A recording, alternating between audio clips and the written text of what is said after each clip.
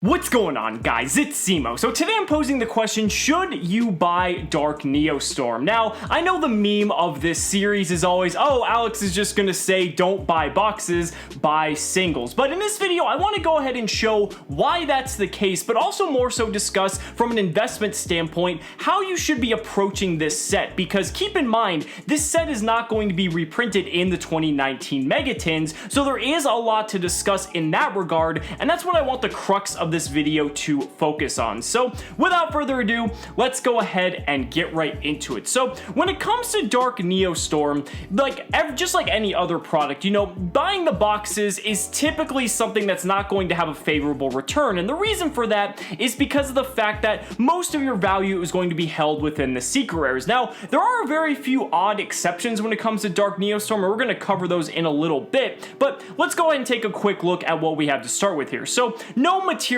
is the first card, right? Now, this is kind of like one of the hyped cards that people kind of are a little bit on the fence about, and people are very divided on this because it's an amazingly powerful hand trap, but the problem is you can't control any cards, so it's kind of like bad past turn one, or if you're going first. So ideally, you want to side deck it in when you know you're going second against a deck that would pretty much be a silver bullet against. So it's like a lot of hoops you have to jump through for this card to be very powerful, but for what it's worth, if it resolves, it's probably gonna like win you the game. So it's kind of like in this really interesting like glass cannon-ish sort of situation, and that's why people just have this as one of the most hyped cards in the set. But another card that a lot of people are hyping up is Ghost Sister and Spooky Dogwood. This is the brand new hand trap that is similar to Max C, except rather than bestowing the player with card advantage, you're getting life points instead. So it creates the same dynamic where you're probably not gonna die, or put your opponent in a situation where they might want to overcommit.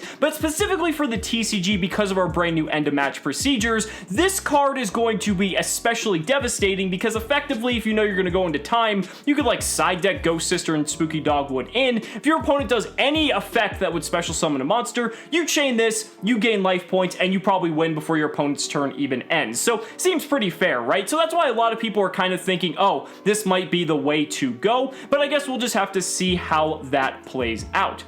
Now, the thing is, there are a couple of other secret rares in the set that I want to discuss as well. I mean, Cherubini is another card, which, again, keep in mind, these are pre-release prices. You know, the set officially drops tomorrow at the time of recording this video, and when I do all these videos, you guys know that the prices are going to be much more inflated because we haven't had a massive opening, or I guess a massive overflow of product hitting the market. I mean, you can see, going back to Ghost Sister, there's only 15 copies available on the market. With Cherubini, there's only 13. So players haven't really had the opportunity to just kind of inject the market with tons of product, so the prices are going to be inflated, and you can definitely guarantee that these prices are going to drop. And just as a testament to that, let's go ahead and look back at the last set, Savage Strike. So yeah, we do have Fantastical Dragon Phantasme at sitting over $100 right now. Pot of Extravagance is at $72, so those seem pretty good. But then when you scroll down here to the other secret rares, what do we have? Well, we've got Witch's Strike sitting at about, you know, $5. Psychic Wielders only sitting at $4, right? Oh, that's a Japanese one, so $7 for an English one. Corabane's not even a secret, and that's still sitting at $7. World Legacy Guard Drag. I mean, these aren't even the secret rares that are chased. Like, I mean, these are just like the bottom of the barrel secret rares that we're not even touching here. I mean, look, Sunlight Wolf is more expensive than the Super Anti-War Machine Mecha Thunder King Kaiju, which is a secret rare. That's just absolutely ridiculous, but goes to show how the value of some of these secret rares can tank in value. Now, the thing is, when you do go back to looking at some of these secret rares, a lot of these have a lot more value to them because they're not as niche. I mean, okay, Cherubini, not only is it incredible Burning Abyss support, which Burning Abyss could very well be a sleeper for the WCQ format. We saw Burning Abyss make a massive appearance last year, so it's very possible it could do the same again thanks to Cherubini's help. But we also have stuff like Cynet Mining, which is a generic search card that allows you to pretty much take Salamangrate and help make it more consistent, kind of reintegrate the consistency that it lost from Lady Debug. Sure, it's a little bit more susceptible to stuff like Ash Blossom, but obviously, you know, no card is perfect, but it's an incredible card for the archetype.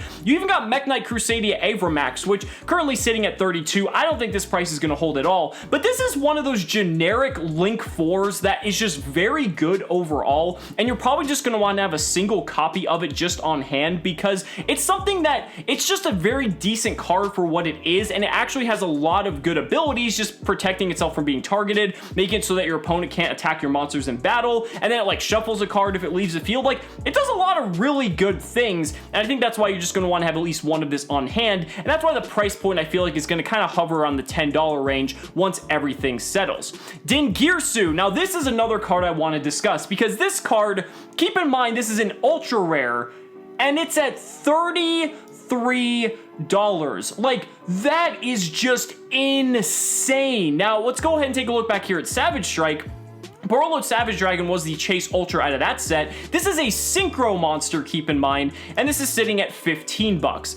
I think Dingirsu has a much bigger impact on the game than Borreload Savage Dragon. Not to undermine what Borreload Savage did do for the game, but Dingirsu's application by essentially making Orcust a solidified tier 1 contender, if not the best deck of the May 2019, or even just the entire WCQ format, this is ridiculous. Like, if you get this card out of your box, if you're getting any product coming up, like, you should just sell these off immediately if you don't plan on playing, because this price is not going to last. One of the biggest things when it comes to this set in particular is the fact that the WCQ format is going to inflate these prices significantly, because you have to think, with sets like Dark Neostorm, like Savage Strike, they aren't getting reprinted before the WCQ, but furthermore, they're not going to be reprinted afterwards because they're not a part of the 2019 Megatins. And going back to Savage Strike briefly, this is why you see Phantasme is sitting at $106. This is why you see Pot of Extravagance sitting at $73. Savage Strike was actually supposed to be in the Megatins, but it actually did not make it, and they're instead going with Dark Saviors, which is the first time in the Megatins history that they have not gone with a four-core set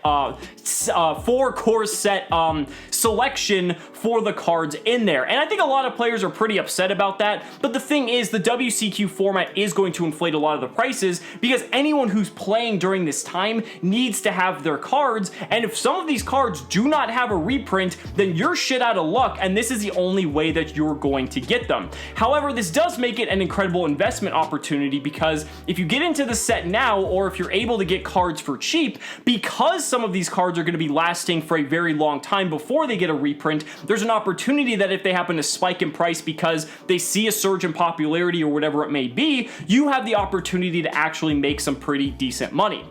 Nightmare Incarnation Italy is another card I want to talk about. This is a very solid card. Like, for the specific format, it's not that good, but it is a level 9, which happens to actually synergize with, like, dinosaurs, funny enough, just for making VFD, because it is a Nightmare that can use special summon off of your Mermaid. However, this is mainly for breaking extra link boards. So this would have been a good, like, last WCQ format, when Goki Extra Link was running all over the place. So it's a little bit late, but this is one of those cards that, while it's expensive at the moment, I feel like this is a card that you're going to want to have at least a couple copies of when it comes out and when it's cheap, solely because of the fact that there will be another Extra Link format. It's basically inevitable because of how the way the game is played, and this is going to be the ultimate way to out that, instead of using stuff like Sphere Mode. So definitely want to keep your eye on that card. Abe the World Child's Justiciar, again, very expensive for the time, but again, I feel like the price is going to drop, but it's one of those cards that's very powerful, and you're going to want to have at least one copy on hand, solely because of the fact that who knows how someone might abuse this card in the future, and you're not going to want to miss out.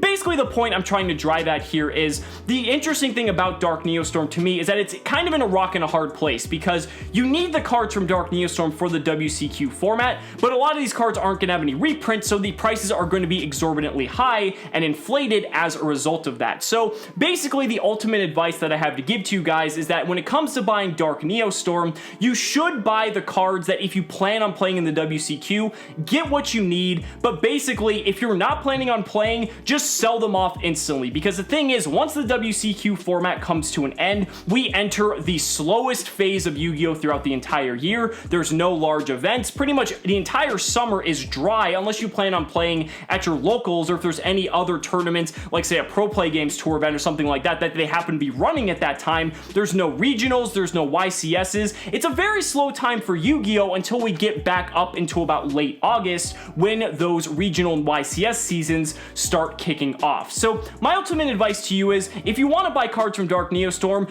get them for the WCQ, but if you're not planning on playing, I would just wait. But if you do get them, it is an incredible opportunity for you to start making some money, because people are going to pay a prime dollar for some of these incredibly powerful cards. So guys, those are just my thoughts. Let me know down in the comments what you guys think about Dark Neostorm as a whole, and any advice you might want to give to anyone who wants to invest in this set. I'd really love to hear your thoughts. So guys, thank you so much for watching the video. Be sure to like the video as always, subscribe to the channel for more amazing Yu-Gi-Oh content, and if you found this video helpful, consider supporting me on Patreon or becoming a YouTube channel member, because just by showing your support in any way that you can, you're investing in my ability to continue bringing you amazing Yu-Gi-Oh content. So thanks so much again, and we'll see you next time.